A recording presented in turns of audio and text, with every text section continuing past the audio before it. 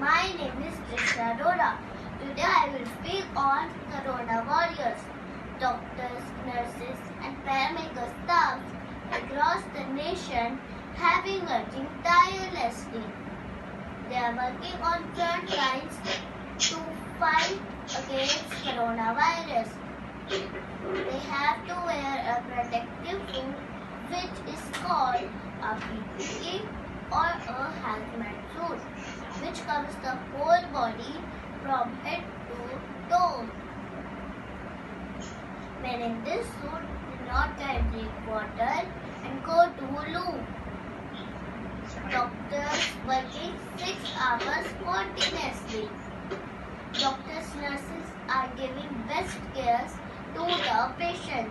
So please stay home and safe. Thank you and have a nice day.